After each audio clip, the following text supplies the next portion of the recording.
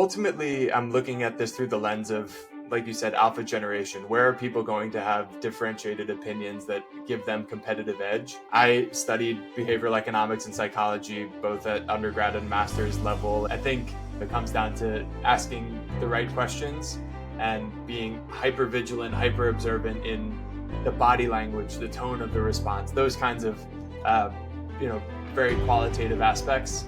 We don't want founders who are going to always agree on everything. We don't want founders who are always going to disagree on everything. We look for some sort of... Hi, James. Thank you so much for joining me today. Thank you for having me, Rahul. I'm excited to be here. Appreciate you putting in a late night to make this work on my time zone. No problem at all. So I came across this tweet a while back from this person, Kevin G. He tweeted, fascinating that how much VCs talk about the importance of team and founder, but basically no venture investment memo I've ever seen spends more than 3 lines on founders. That is so true. Why is that? Yeah, I think it's really challenging to quantify the qualitative aspects on person psychological EQ, empathy-based evaluation. So I think the default nature is to spend as much time bringing to ground the quantitatives, the market size, the business model, the unit economics, things like that. And a lot of times you feel like you can get in trouble for making quick judgments on the character front. So it's really tough to package an assessment, 360-degree personality review that you have gleaned from interacting with founders throughout diligence and put it in memo form. And I talk about there's some biases that are present in personality evaluations.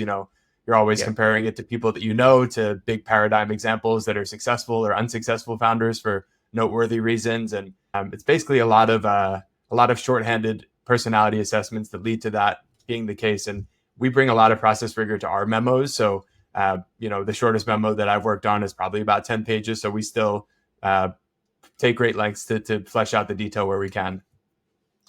Okay. 10 pages. Okay, I was looking at, the good thing is Bessemer Venture Partners have this open memo. So I was looking at Shopify memo. The rest of the memo, except for the team, is like so many pages. And the team is like a small paragraph.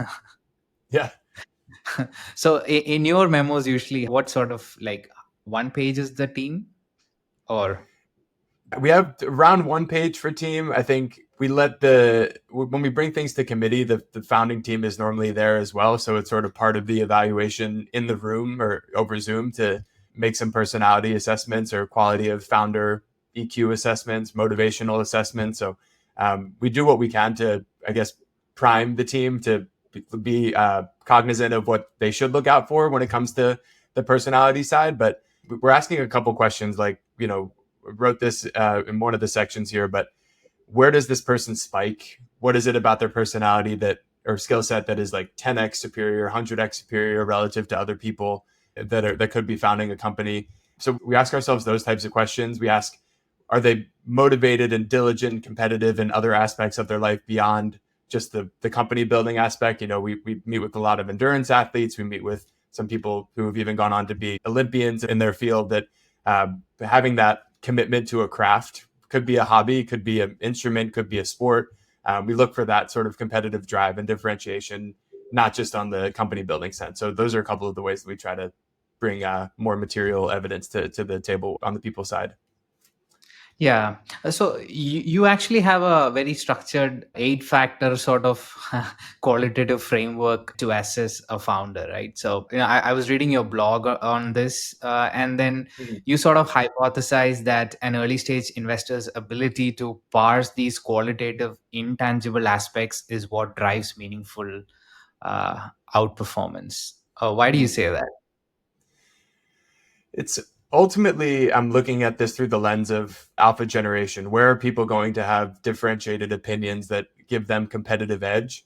I think ultimately, when you're looking at market size, when you're looking at unit economics, when you're looking at a business model, there's only so many different interpretations you can have. There's a lot more convergence on the assessments by the VC ecosystem on those type of quantitative attributes.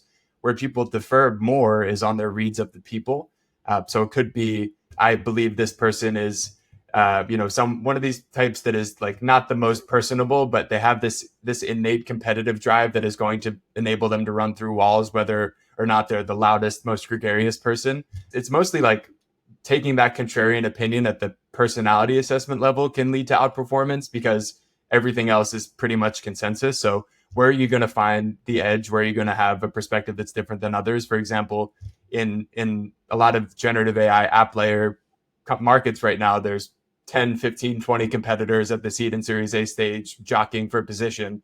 They all have similar metrics. They all have similar, infrastructure built on top of some of these bigger models. And sometimes it does come down to making a call about the team. There's an investment that we have in a company called Ivo that is essentially a contracting co-pilot selling to in-house general counsels, allowing them to speed up their contract review process. It's a very crowded, competitive landscape, but we met this founder whose name is Min-Kyu, who's from New Zealand, very early on in their company's journey. We liked his story for a couple of reasons. One, he and his co-founder both took this burn the boats type of mentality when they came to San Francisco from New Zealand. Min-Kyu had to convince his wife to quit her job as a fellow practicing lawyer back in New Zealand to come to the US where she had no licensing at all. So he really put the heartfelt sell into convincing his life partner to make this journey with him. The co-founder and CTO, his name is Jacob.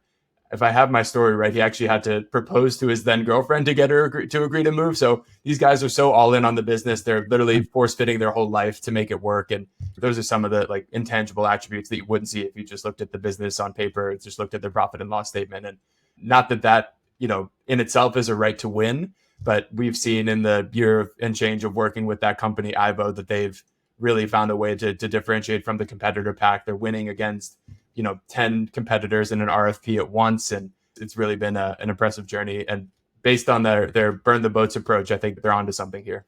You say that market and product, when it comes to assessment, there's not much differentiation that a different sort of investors can have. Mm-hmm. Is that really always true? Like people could get the market assessment or what the product could be wrong, right?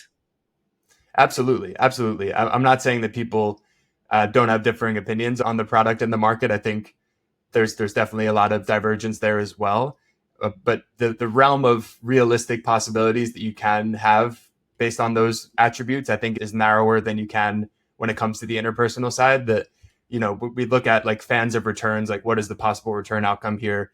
I think the fan of interpretations is narrower on those business market size aspects than it is on the personality aspects. So it's not to say that all VCs are thinking the same things when it comes to everything but the people, but I just think that it's sort of an X factor, a superpower. That's why I called this super perceptors, because everyone needs to think so deeply about the human side of this business building, especially at the earliest of stages.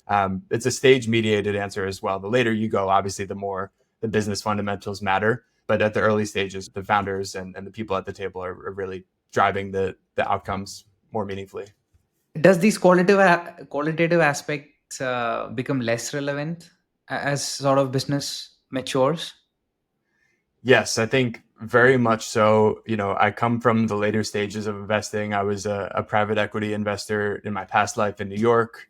I spent a couple years doing Series B through D work. The later you go, the more the business matters. You live your life much more behind Microsoft Excel in the VC or private equity investor shoes. So that was part of the appeal for moving upstream for me, was to become more interpersonal driven and be able to try to make those really tough to make judgments. But it's not entirely stage mediated. Series A through B stage, like I said, there may not be a clear winner in the market. You need to dig into the cultural aspects of what the company is building internally and the vision beyond what the business is today, what it can become, act 2, act 3 from a feature perspective, to understand why one of them will win. So that's a little bit of the color there. I think obviously the metrics become more important the more mature a business gets, but it is always important to be keyed into the culture and human side of things. But even at later stages, people again still matters, right? Like you often see this with founder-led companies, which go on to do much better than maybe professional CEOs. Definitely. I think it's like PE businesses just have different leadership styles. Same with these mature public companies. And exactly what you said, you look at some of these founder-led businesses, you look at Zuck, you look at Jensen, you look at Reid Hoffman when he was active. You look at Benioff, you look at Bill Gates when he was active, Larry Ellison, even like Coco Chanel. People are visionary founders that can take their business possibly the entire distance from inception to, household name.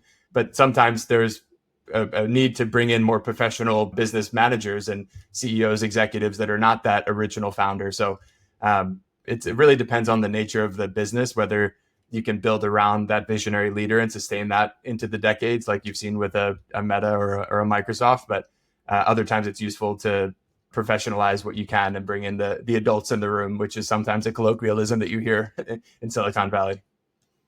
You mentioned about PE leadership. That's different. How so? So effectively, PE businesses are much more stable. When I was looking at businesses in that stage of my career, Outlier was growing 20 to 30% per year. What we look at in early stage venture, outliers are growing 50% per month. So it's just so much different volatility, so many different, I guess, dynamics that you need to be aware of when it comes to scaling early versus like maintaining growth. So it's really just a different aperture of skill sets that you need to bring in when you're running a mature, steady growth, cash flowing business and protecting against the downside risk of losing the momentum that you already have, where an early, leader, company executive, founder needs to initiate that momentum to begin with. It takes a totally different skill set to, we know about inertia, objects at rest tend to stay at rest. The founder needs to set that in motion such that the momentum can start to build. And sometimes you see that type of founder who's hung on to the business and still worked on it until they make it to that steady growth stage. Some of the companies we just talked about and founders we just talked about fit that mold. But I think you just see a lot more, like I said, adults in the room when it gets to the PE stage, because these businesses are complex, sprawling enterprises, and they've moved on a lot from that initial vision that the founder had. Yeah. So does this mean that quantitative assessments are not important? I like to think they're important. I think we bring a lot of process rigor to things. And I think that's why my team valued the skill set that I have coming in, which is late stage priming. I'm still on a PC. Most of my teammates are on Macs. I do hop into Microsoft Excel whenever I can and try to sensitize, do the analytics on unit economics and market size. So it definitely matters. I think you need to bring that to ground in a sound way for every investment decision that you make. It has to be rational, defensible answers on the quantitative side. So it matters a ton. And if you don't clear that hurdle with high confidence, then the human evaluation side doesn't even really matter. So it's effectively that the business fundamentals, the quantitative side, are the first pass. And once you figure all that stuff out, then it can be, okay, we need to think about this founder, whether it's the right person. Sometimes the order is different. Sometimes it's like, okay, this person is so exceptional that we'll back them no matter what the business fundamentals look like. So we try not, we're typically not in that business. We leave that for some of the other early stage VCs, but we bring a lot of process rigor to we can. So for us, quantitative side matters a lot, and it definitely matters as you go later stage. So I also came across another interesting quote from your blog. To succeed, we must exhibit a certain perspicacity. I had to look this word up. A level of psychological and motivational discernment, both at the founder and market level. So here I was not sure like what you meant by psychological and motivational discernment at market. What do you mean by that? Yes, of course. Well, I was sorry, perspicacity. That's a word that I learned back when I was taking Latin, which has not served me well other than to learn very random words that my teammates still tease me about some of the things I have in my vocabulary. But perspicacity is effectively from its literal Latin meaning, means to see through. So do you have that level of insight, intuition to be able to understand something such you can see through and around the entire scenario of what you're evaluating? So it's a little bit like soothsayer, fortune teller, prophet elements, but also the intuition, analytical side as well. So I think it's a very embodying word for one of the qualities that matters most as a venture investor. But on the psychological, motivational discernment side, that's definitely much more relevant to the founder assessments than to the market level assessments. But there is definitely some element of reading the tea leaves on the market sizing. There's some market dynamics that are like, is the market expanding? Is it contracting? Is it a reshuffling from a value accrual perspective? And a lot of times, yes, there's a quantitative answer to that, but to really bring that to ground in a high confidence way, you need to get at the motivational, psychological sides of things. So the psychological discernment applies most to founders, motivational as well, but there is some qualitative things that you can bring to the market size business fundamentals evaluations as well. Okay, so it's essentially to figure out whether the market is expanding and what could this ideally be in future. Maybe Right. one operative word is like, what are the incentives for all of the different stakeholders in this ecosystem? A lot of times it's tough to understand incentives at the market level without asking the questions about motivation and psychological discernment. For example, we're looking at a lot of these application layer, like I said, Gen AI companies. We're also looking at a lot of the infrastructure layer. You have to understand and ask the questions of where will value accrue in the whole operating stack here from infrastructure to application. There's debates, waged by folks much smarter than me about where that will accrue, whether it's all the biggest large language model providers that are closed source, whether it's the open source folks, whether it's the infrastructure and pipes between the foundational models and the application layers, and whether there's any durable moats at the application layer if they're all built on the same fundamental infrastructure. So those types of questions are where you're getting at the market contraction, market expansion, value accrual discussion. And the numbers themselves don't always tell the whole story there. So you need to have conversations with operators, with founders, with potential buyers of these types of tools to glean the real insight there. Okay. While we're on the topic, where do you think value will accrue in AI? It's a great question. We're asking ourselves this damn near every day. We orient around mission critical, hair on fire problems for the people that these companies are serving. So that's the first thing that we're asking when we're doing a reference note on a company, sending it to someone who might be a potential buyer. First question is this a top 3 organizational priority for your company?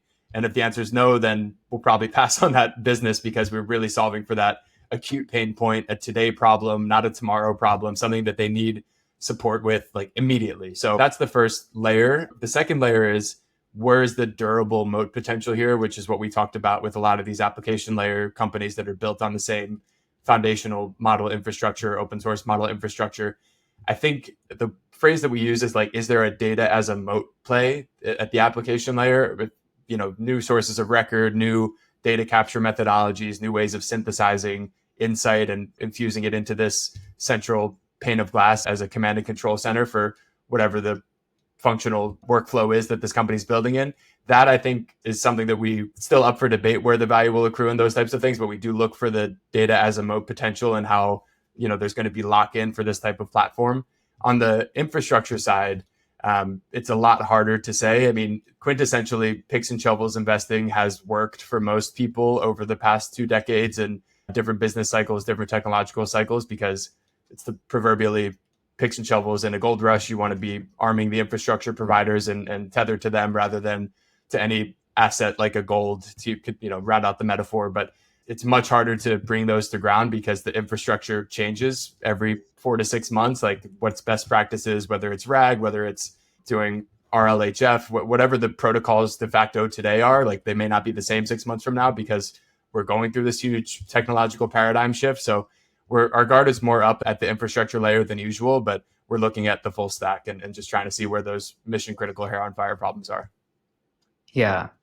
I think that's the thing to do, right? Like I was speaking to another VC on the podcast. So he was saying that if everybody just take the easiest thing to do, which is like you said, the picks and shovel infrastructure layer, then if there is no application layer built on top, then what is the point of all this? Very well said. And at the infrastructure layer, I was looking at recently an end-to-end sort of data ops, ML ops platform for version control, data marketplace, data diffs, effectively like end-to-end. We used to be called ML ops, but is now LLM ops at the infrastructure layer. We were asking questions like, why do you guys have a right to be a standalone platform doing this type of function relative to a Databricks or a Snowflake or something that's much more data warehouse adjacent that offers these ML type of services on top of their, data lake or data warehouse itself. So there's, again, not a unique perspective, but the incumbents have a huge distribution advantage and already have so many people immersed in their product ecosystems that they could launch a feature that could effectively obviate the entire mission of what this new company's building in the age of LLM. So that's it's so fun to be investing at this time. Like I couldn't have asked for a better environment to be investing in, because there is this huge technological paradigm shift going on. If we were, obviously, it would have been fun to be investing in the bull run of 2014 to COVID era, but I think it was a lot harder to separate who was actually good at this job during that time, because everything was going up and to the right. Now with this new paradigm, there's a lot more discernment, a lot more evaluation, a whole new sort of model of what could work in this venture scale outcome vision. So we're going to know who's, as Warren Buffett says, swimming with their trunks on or swimming naked when the tide goes out. Yeah. So you have a framework, 8 factors to assess founders. Can you tell me, like, how did you come up with this? Yeah. So I chatted about it with a few teammates. One of the endeavors that I have at FIKA is to head up our content initiative, which is really fun for me because I love writing. I love talking to journalists. I love, running podcasts, things like that. So I was thinking, what can we do that is going to break through the noise of another VC publishing a market map? I studied behavioral economics and psychology, both at undergrad and master's level. And I always love trying to bring these types of things to, a concrete list of sorts, and to bring signal to the noise of what's happening from a founder evaluation perspective. So ultimately it was a independent exercise that I, triaged with my teammates once I had this framework, and we ultimately landed on this. So that's the answer to that question. It was teamwork, but sort of spearheaded by me. But often startups have multiple founders, right? And Yes. at least for me, it looked like assessing an individual person. So how does this work? How do you apply this, especially when there are multiple members in a team? I think that's a really interesting question. I hadn't thought about that as like a composite mechanism before. Like I originally conceived this as individual mapping, but we do always look for like complementarity or some sort of harmony that exists between the co-founders. So we could very easily zoom out and do a sort of composite mapping. What does this 2 or 3 co-founding team have across this, 8 metric evaluation system? We look for one other thing specifically there is we look for some sort of healthy friction, is what we call it. We don't want founders who are going to always agree on everything. We don't want founders who are always going to disagree on everything. We want some sort of balance where they're intellectually sparring with each other to drive towards conclusions in a quick but productive way. So there's a lot to be said about the co-founder dynamic as well, but it's definitely can overlay this paradigm onto evaluating a co-founding team. Yeah. So here in Singapore, at least, I know 2 VC firms who use a product called Fingerprint for Success. It's an Australian startup, and I think they rebranded it to Marley or something like that. So the interesting thing is that it allows you to assess how you might work as a team. And then the VCs that I know who does this, what they do is that they also assign who's going to possibly work with this team, and see what is the score that comes up with all the startup team as well as the Very cool. VC.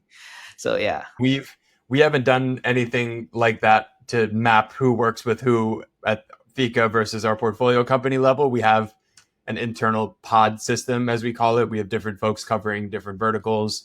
We have a dedicated commerce enablement and marketplaces team, a dedicated fintech, prop tech, and insurtech team, and I cover all things enterprise with another partner here. So developer, data, infrastructure tooling, all the way up to the application layer of some exciting vertical markets that we end up pressing the gas on. But we did do at one of our offsites this very interesting sort of skills inventory, the self-perception versus team perception. Sometimes it was aligned, but sometimes it was quite discrepant. And that happened within my first few weeks of work. So I'm not sure my teammates' evaluations were as high fidelity as they would have been if we did that now, but it was very interesting exercise, and I learned a lot about how people see me, even if it's a first impression perspective. Yeah. Yeah, this happens with me as well. So if I were to do a personality assessment, I often ask my wife also to do it, and then she has a completely different assessment of me. There we go. Yeah. Okay, now we can go through the framework. I think the first one is the ability of a founder to tell stories and narrative. So with an example, if you could explain what would be like an a great sort of founder in this aspect, and Sure. someone who's not very ideal? Absolutely. So there's a company that we work with that I helped bring in for FIKA that's called Siro, SIRO.ai. They effectively do Gong for field sales, so call recording and coaching with AI for folks who are out there selling door to door, whether it's home security, pest control, roofing installation, so very sort of blue collar field sales workforce. The founders of this, Jake and Joe, both worked for an American company called Cutco Knives when they were in high school and college, selling knives door to door. And in America, if you live in suburbia, it's probably more likely than not that you've been approached by someone from Cutco in your existence. So when you hear that those founders work for that company, you just know that they have that earned insight right away. And they were able to weave together this narrative about why the field sales force is significantly undercoached and under resourced when it comes to maximizing their potential, driving higher close rates. When it comes to what it actually takes to be a successful field sales rep, there's a big gap between what people perceive and what the reality is in terms of how you need to structure the conversations. So they were able to weave this into a very tactful story because they have that earned insight. You see sometimes, and this happened even in the business school context, because I wrapped that a couple years ago, some people are what we call tourist founders, where they're contriving a story to make their perspective on a market seem more cohesive than it is. So Yeah. it's not like they're actually intrinsically aware of those problems. They're just having done research or having believed that this is the right thing to be saying. They can weave together the storytelling. So it's more like, do you have an authentic narrative versus are you deriving this storytelling aspect? So that's the first example that I think is important to bring to ground, differentiate between the forced narratives versus what's actually authentic. Many years ago when I was building a startup, yeah, I made up a story because everybody says that story narrative is important. Yeah. But I made up a believable story, but yeah. So the second factor that you have in your framework is about vision. Yes. And what would be an example? And then you also talk about how optimism is at the core of Yes. a vision. Yes, definitely. I think there's a long list of folks who embody that optimism, this elixir like force that can pull progress forward. I think that's why the early stage of investing is particularly exciting, because you're meeting these people who think that they can change the world or have the right to leave their mark on the world in a new and novel and overall improving the world way. Founders that I could reference here, there's another team that I work with, the company called Stiff Stack, that is building, tagline is Datadog for hardware. So essentially doing data ingestion and analysis for distributed hardware assets. The co-founding duo, Austin and Karthik here, they both worked at SpaceX before doing flight software engineering, load testing for some of the biggest satellites and spacecraft and engines and materials that SpaceX was working on internally. The tool that eventually became SIFT, they'd worked on building the internal version of at SpaceX. So they have this vision. SpaceX is an incredibly successful company. We're probably doing things in a way that other aerospace defense hardware manufacturing companies should do, because SpaceX was built from the ground up in this novel, unique, first principles oriented way. We can change the paradigm of how other people do distributed asset monitoring because we've done it this way. We know we can commercialize it outwardly. So that vision is one, unique and differentiated because they were the only people to have built this system internally and they know exactly what it takes to do so. But it's also a level of optimism to believe that legacy aerospace companies like a Boeing or an Airbus are going to change the way that they've done this sort of workflow for the past however many years. So you have to will the world to your vision of it and drive sort of adoption of your new product in that way. And that's what I think the vision and optimism captures. Yeah, it's impossible not to I mean, yeah, to have a great vision and be not optimistic that you can pull it Yes. off. Yeah. What would be a not so ideal case of a founder with this sort of fact? Yeah, that's a good question. Yes. With Jobs, there was this reality distortion field that people talked about where he was so optimistic that he would contrive in a Machiavellian way the way to get to a certain outcome. One tangible example more recently is this company called Nikola that was an electric vehicles company. They literally rolled their non-functioning truck prototype down a hill and filmed it in a commercial and said that here's our working product. So that level of optimism is like, yeah, sure, maybe they'll get to a working product someday, but it's a little bit of a not the right ethical approach to say our truck that's rolling down a hill is a fully functioning prototype. That founder ended up getting caught and sued. So it's that type of thing. It's the Elizabeth Holmes type of argument where, you're talking about a future product. You're talking about something, a future state that you want to get to. And a lot of VC is forward looking. You want to be able to talk about the future in a tangible way. But sometimes the gap between where you are and where you're going is too big. And it's easy to conflate those two from a state of product today versus future state of product perspective. Yeah, this is not easy, right? I remember having a conversation on the podcast with another VC. She basically told me that up until 2015, the carbon footprint of an EV was still higher than internal combustion engine car. So what? So Tesla was sort of having a narrative up until that point that this is better, when technically it was not better. So Yes. it's a very fine line, right? Whether it's a lie or a bit of a stretch. Yes, for sure. And there's the fine line, like you said, between explaining a grand, not yet existent future and showing the interim steps to get there. So people very rarely talk about those interim steps. You hear Bezos say the overnight success of Amazon took 20 years, and people only look at that before and after state today and forget about those 2 decades where they were losing money, where people weren't as excited about their future. And as a founder, you have to be sure not to conflate the current state, the future state, the interim steps when you're explaining your progress. Yeah. Okay. So the next factor in our line of factors is inquisition and curiosity. How would you describe a founder? Yes, of Who's course. I inquisitive? think I'll go back to the company Ivo that I talked about before, which is the legal contracting co-pilot using AI to help general counsels review their documents faster. How can I do this better is the fundamental question that these founders embodying the right kind of inquisition are asking.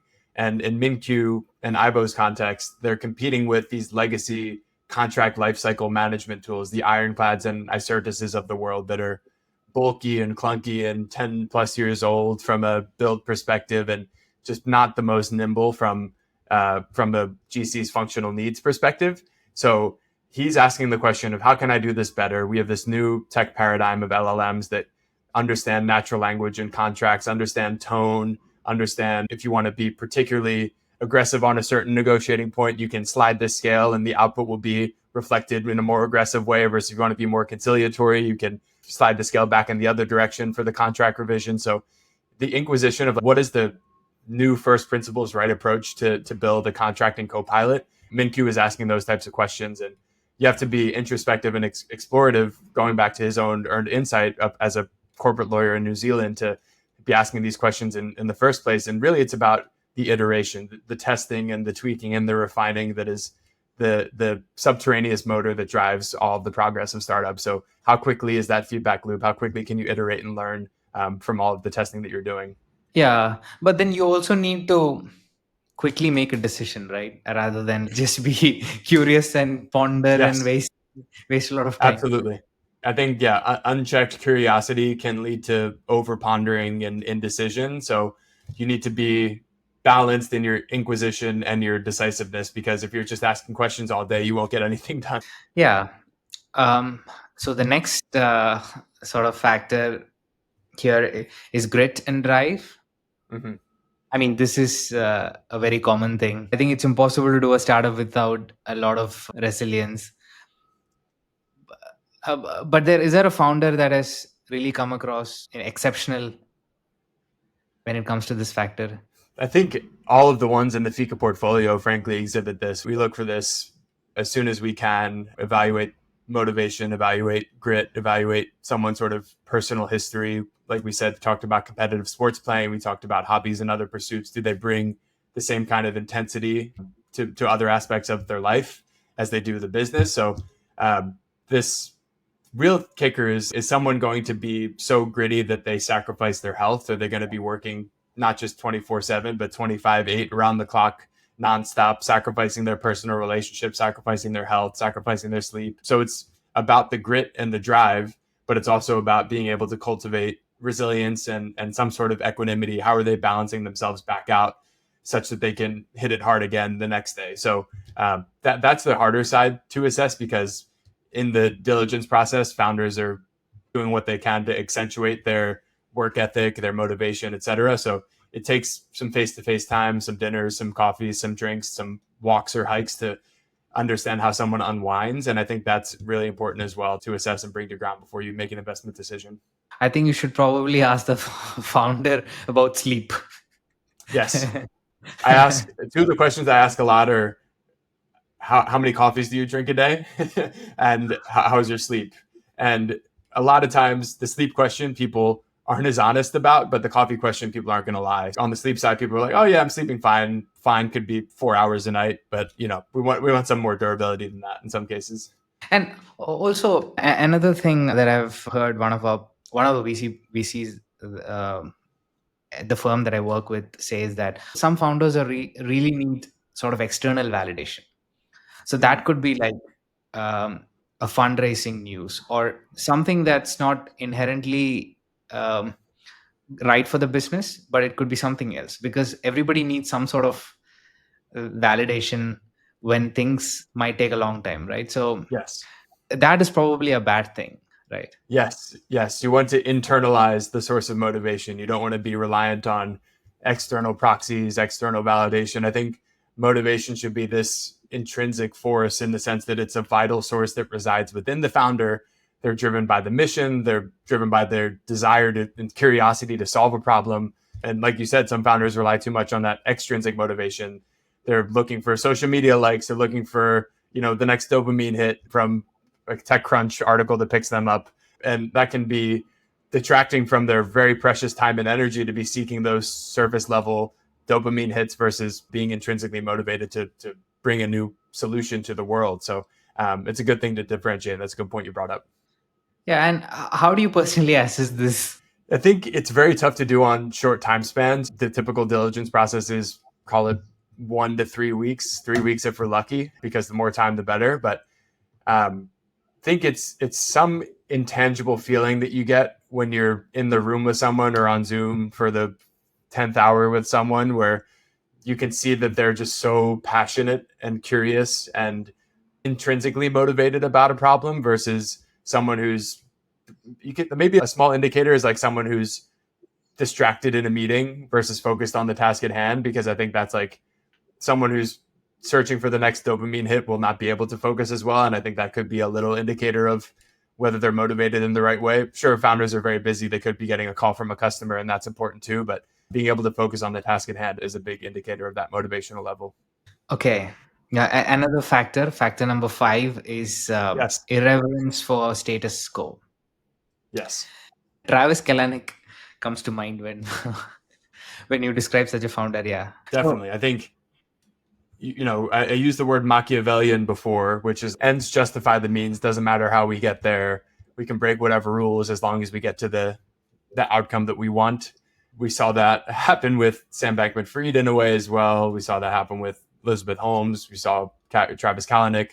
Sometimes it works. Uber is now tens of billions, hundreds of billions of dollars of market value. Theranos is non-existent.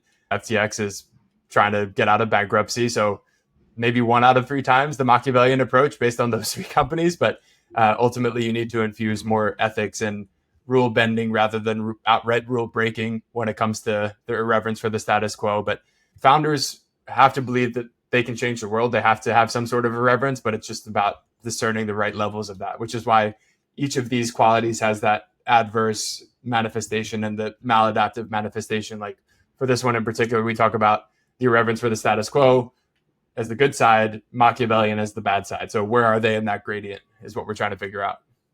I mean, this is very important, right? Like with the way regulations are, multiple industries, it's very difficult to do something creative. Yes.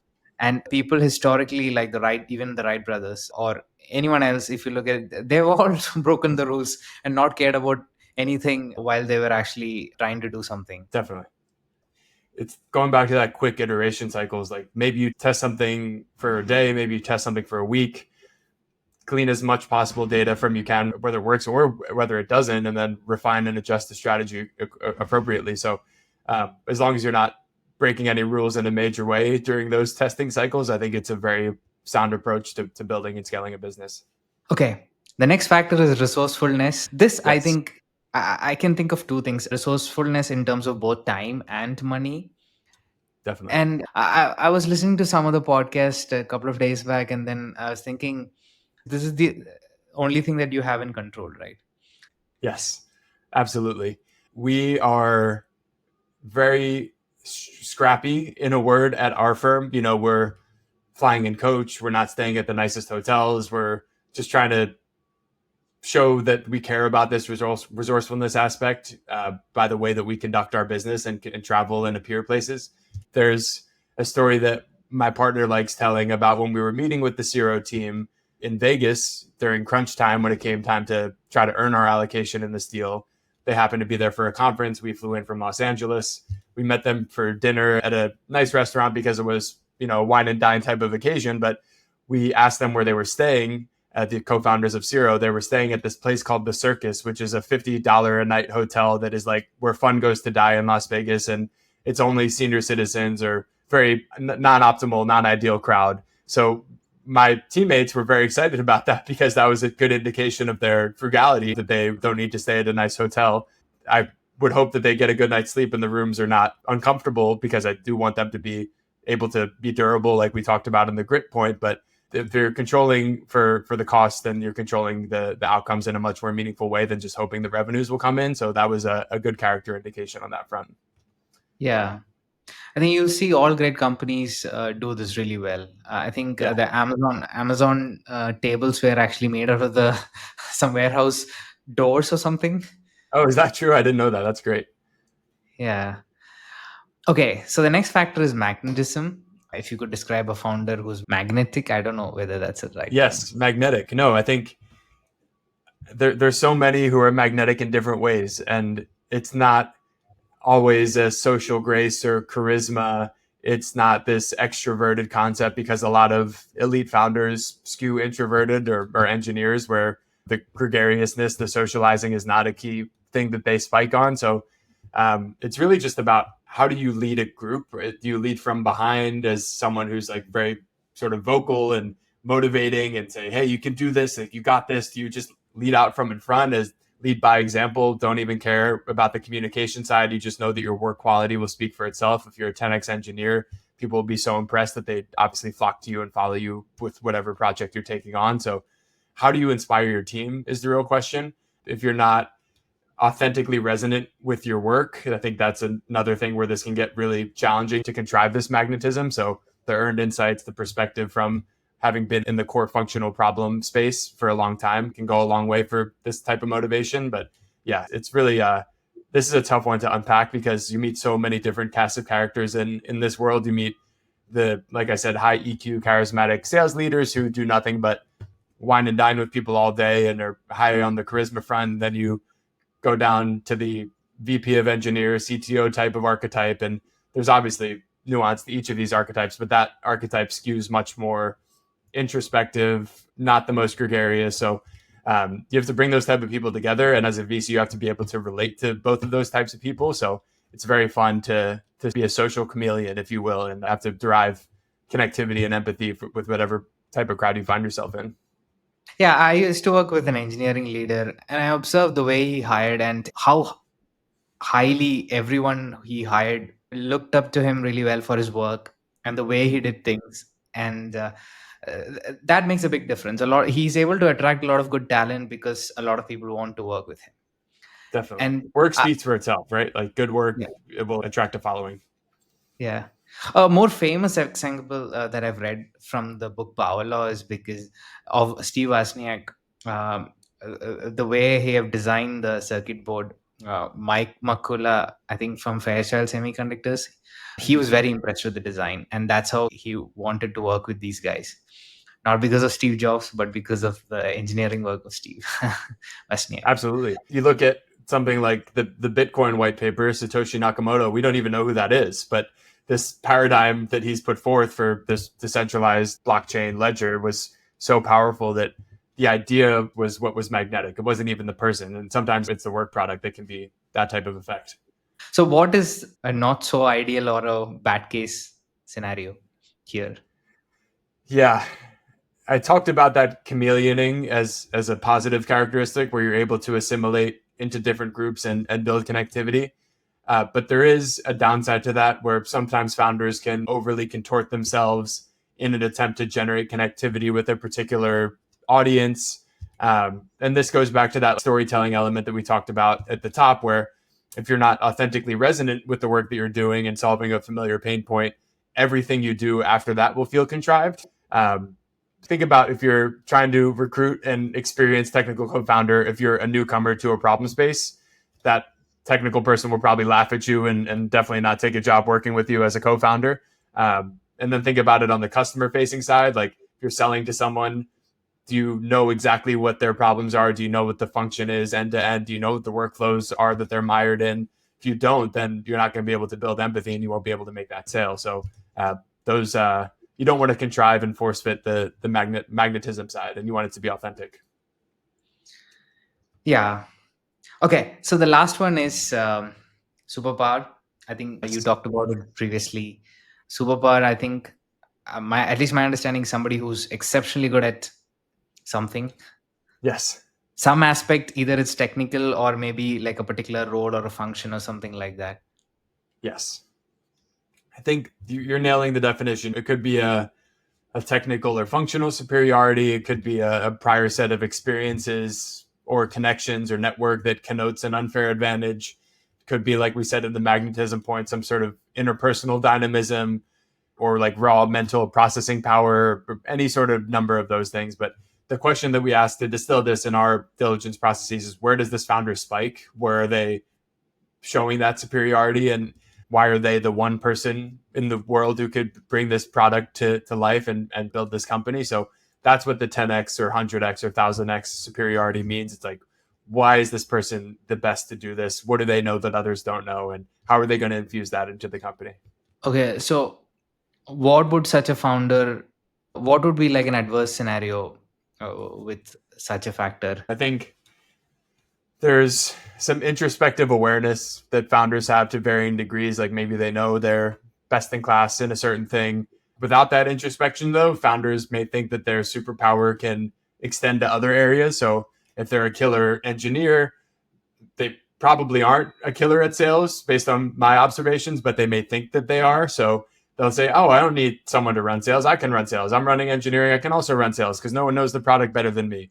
Then he would fail the factor number 3, which is inquisition and curiosity. Correct. He's correct. So we're using the scorecard, but the real way to get around this is to delegate and know what your gaps are as a founder and say, I need to be supplemented on XYZ function because that's not my domain specialty. So it's the founders who under delegate that wind up underperforming. So bringing in other people with superpowers, so you can have this League of Legends, Guardians of the Galaxy, pick your superhero gang type of thing. And that's what you want to have around the early executive team and early, I guess, like ideally as you scale it the whole time, you want to have nothing but superpowers on the team, but definitely important in the first 5 or 10 hires above all else.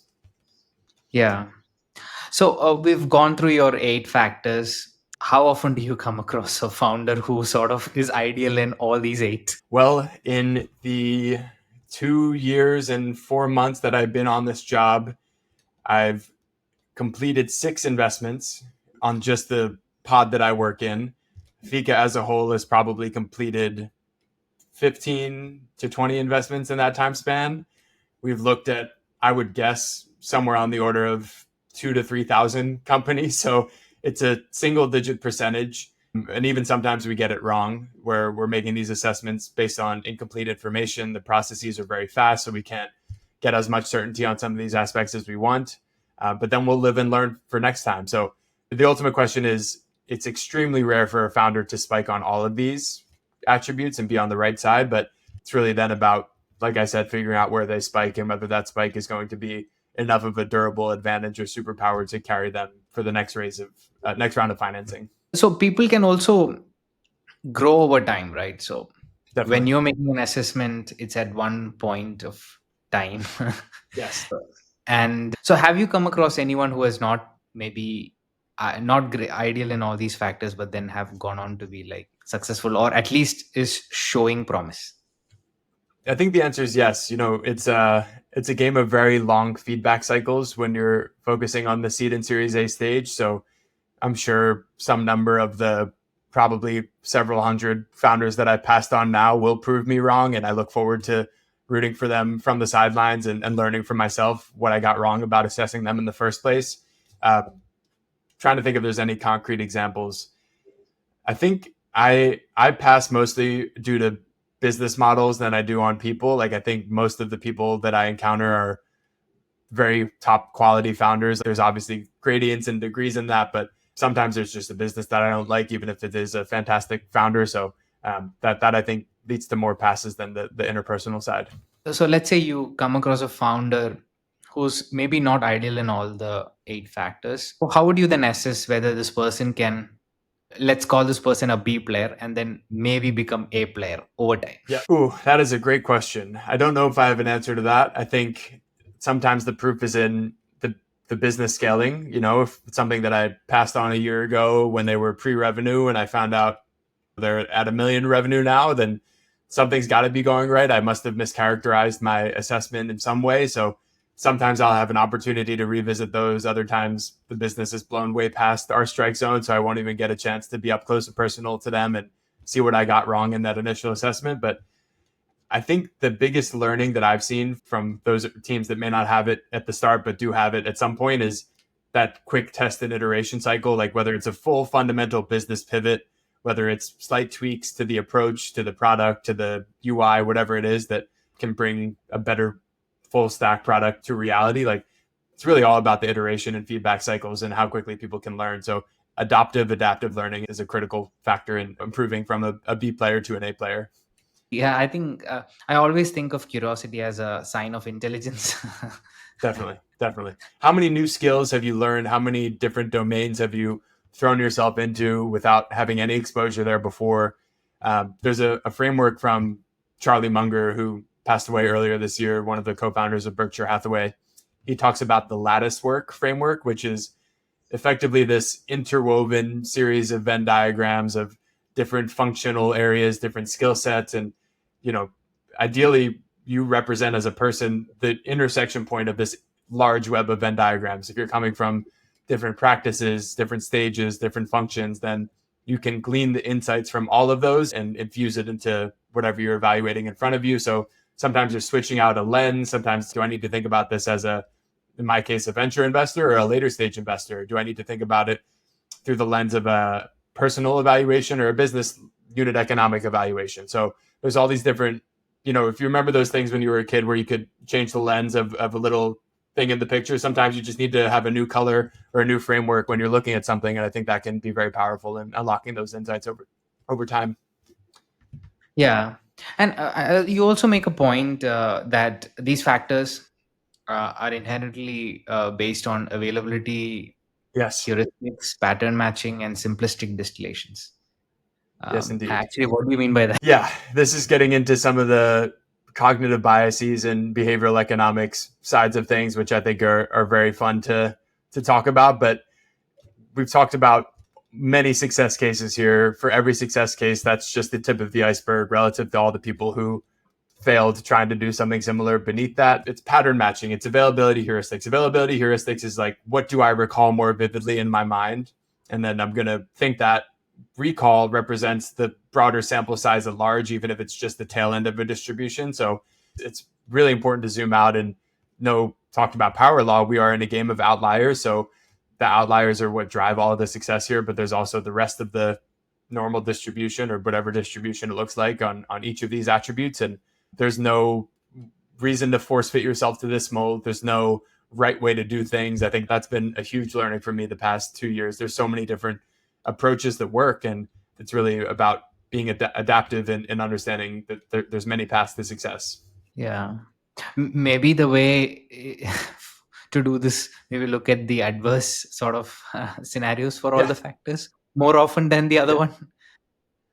I think it's easier to rule out against the adverse side than it is to put a pin on where they are on the positive side. So definitely process of elimination, focusing on those adverse manifestations can help triage, but then you need to figure out where they are on the gradient of positives. Earlier, you were saying that more time, the better. But then Yes, sometime, depending on the market conditions and also whether the startups have themselves have leverage in terms of multiple sort of interest, you might not have the time, right? So then how do you do definitely. this? Yeah, I think the time aspect is one of the things that I wish I could change most about venture. There's another blog post that I've been percolating on of the whole list of other things that I'd want to change about venture if I had a magic wand, but the timelines are particularly challenging. Feels like there's no real way to change the incentive structure here because people who move fast end up being better positioned to do the deals that they want. So when we're sprinting on something, it's like part the seas. We are going to be monolithically focused on this, spend as much time with the team, with buyers, with competitors that we possibly can to understand this exact problem, person, and market. So that it's ineffective sometimes because the timelines are too short. I wish they were longer, but that's just the nature of the game, unfortunately. Yeah, I mean, there's this survey on what founders value the most versus what VCs value the most. Okay, one of the thing that is a top priority for a founder is the time to do a deal, but it's low priority for a VC. That is the only one that is so mismatched. Definitely. I think the way that we try to bridge that gap, because it's a very real gap, is we don't burden the founders with the bulk of the diligence. What we do after an initial meeting or two, which hopefully is no more than 20 or 30 minutes, is take inventory of a data room, do our market research, and try to distill what we call the what you have to believe questions to get to ground on a decision, which is not a list of 20 or 30 things. It's like 3 to 5 or 4 to 6 points. Like, what are the core outcome drivers here that we need to bring to ground? And sometimes you can bring them to ground. Sometimes they're in leap of faith category where it's just something that you're going to have to hope happens and be confident that could come to pass. But so, for example, one other aspect in diligence that we find really high signal is brokering customer intros. People in our network that are relevant buyers will say, hey, founder, we're evaluating. Why don't you come meet operator that we know who might be a potential buyer of your product? We'll sit as flies on the wall for this conversation. You get to pitch for 20 or 30 minutes. Founder gets a new sales qualified lead. Relevant operator has a new tool that they could potentially infuse into their stack and help with their workflows. We get to see how the founder pitches, how the buyer reacts, and then we debrief with the buyer prospect afterwards. So it's a win-win for everyone. And that's I think one way to get at that gap in timeline frustration. And as a VC, how do you get really good at this, assessing the qualitative aspects? I've also read from your blog on this. Another way to really differentiate as a VC is also dispensing your insights and earn wisdom Yes. to the founders you support. So, yeah, both of them. Like, how do you get really good at both of those? Definitely. I think it's a part pattern matching, part natural intuition side on how you get really good at it. And like we've talked about the whole time, it comes down to asking the right questions and being hyper vigilant, hyper observant in the body language, the tone of the response, those kinds of very qualitative aspects. Dispensing wisdom is a whole other battle that takes even more time to do with high potency and high efficacy. For example, in what I still view as the early phase of my career, it's a lot more about hustle and willingness to work long hours and work shoulder to shoulder with the founders. I'm still in that phase because I know it goes a very long way in earning the trust of the teams that I work with. Over time, I hope that I'll come up with sort of higher leverage paradigms to just say, hey, this is what you should do. And it becomes, something that is requires less legwork on my end, but the legwork goes a long way. That's, I think, something that we say we're the N+1 co-founder to our founders that we back. We only do 6 to 8 investments per year. So we're really concentrated and set that up so we can focus on the post-investment value creation side with as much concreteness as possible. There's so much fluff in that value add language in the VC ecosystem these days. And we try to make it tangible by having that concentrated portfolio approach, having an in-house operating team that focuses on recruitment, business development. I'm sometimes doing outsourced BD for these folks. I'm slinging LinkedIn DMs. I'm slinging cold emails. I love doing that on behalf of my founders. Sometimes I'm interviewing candidates that they're bringing in for new executives or for other ICs on the team. And I think it's great. It's a continuous learning journey. I derive a lot of joy in that process. Is this the hardest uh, part of a job as a VC? I think it is, but it's also the most fun because sometimes, like I said, in the later stages, you're living life behind Microsoft Excel. Numbers have no personality. They may tell you a lot about a business, but staring at numbers all day, at least that's not how I like to operate. I want to get out into the world and be face to face with people who are orders of magnitude smarter than I am in any given practice area. I get to learn from them. I get to observe how they've crafted their journeys and how they are building the foundations for success. So it's so fun for me. It's very challenging to do these level of personal assessments, but it's very rewarding and fun. I guess, I don't know, at least the way I think about it, the way to get good is only over time with reps. Correct. And again, going back to the point number 3 factor, which is be curious and inquisitive on, not just do the reps, but also reflect. Definitely. Curiosity is the most fundamental attribute that I think leads to success, both as a founder and as a VC. So if you don't have innate curiosity, you're not a continuous learner. This is not the world for you. Yeah, that's a great note to end. Thank you so much, James, for taking the time to do this. Thank you, Rahul. This has been a fantastic conversation. You're an excellent host and you ask very insightful, incisive questions. So hope to be back sometime soon and take care.